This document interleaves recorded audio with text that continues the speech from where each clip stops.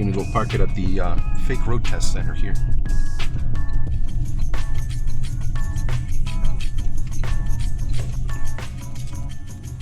Look at the skeleton there in the back. We'll go park it over here. We'll do the reverse parking. When you arrive at the road test center, that's what you want to do, is back into your space when you get there, so that you're facing forward again to start your road test. So let's back it into, I guess well, whichever space you want. It doesn't really matter. Okay.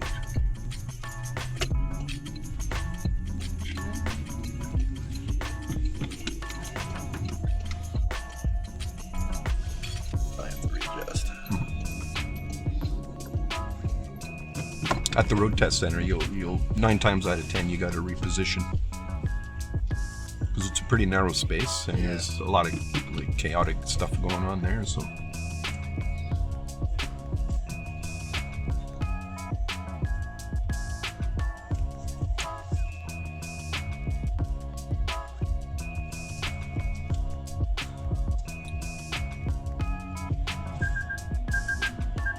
that's just picking up the traffic on the roadway.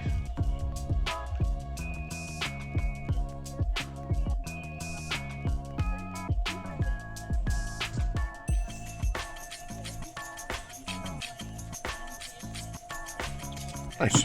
Excellent. Okay, so then once you get to the road test center and park your vehicle, you go inside. There's a couple of computers in there to register. You want to be there 30 minutes before your booked time, because sometimes they go earlier if they get any cancellations. You just need your license and the license plate number of the car you're driving. Apparently you got, that's right, yeah, I emailed you about that, canceling your, because you're using your own vehicle, right? Yeah, so you can get a refund for that package there that your parents got. Okay, perfect. Just let them know. All right. Because I think it's like over $150, so save them some money. Yeah, it would save. Okay. Yeah, I told my dad to look at it, see if he did. Yeah.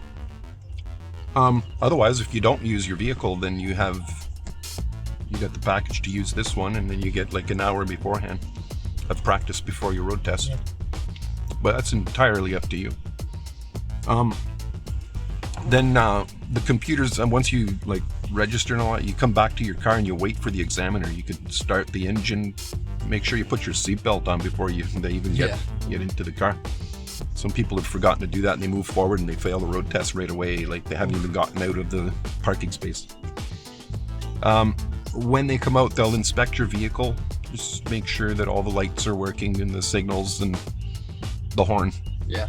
And they'll get you to put your foot on the brake and put it in reverse, and then they check the lights back there. Then the examiner gets in with like they have a tablet. Yeah. It's about this size.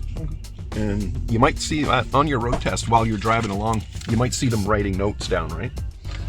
Some people think that it's because they're making mistakes the more they write, but it's not. That's not the case. That's an assumption, really. So don't assume anything. They could be just filling out a section that says you completed a maneuver successfully according to ministry standards. So the examiner gets in, so then they'll give you a canned speech before your road test. Like obey all the speed limits or traffic signs, speed limit, whatever.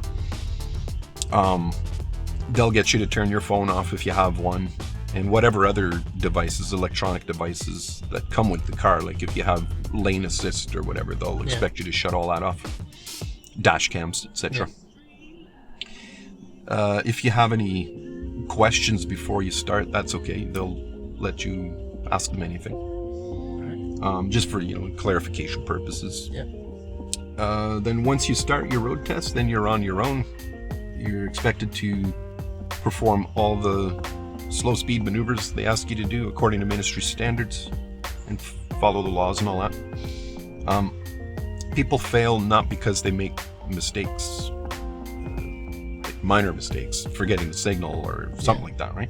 It's usually because they do something illegal or super unsafe. So I'm gonna try to keep it as real as possible. Might be a little bit longer than the actual road test because we got to travel a little bit more to do what we got to do. Yeah. But do you know how long the actual road test is? Yeah, it's only between 8 minutes and 15 minutes of your time. So it's pretty quick. But lots can happen in 15 minutes. You're allowed to make 15 minor mistakes too in 15 minutes. So that's quite a large margin for error. Yeah. Each mistake is worth 2 points. You start at 0 and they give you 2 points for each mistake. You're allowed 15, so you got to keep your score at 30 or below.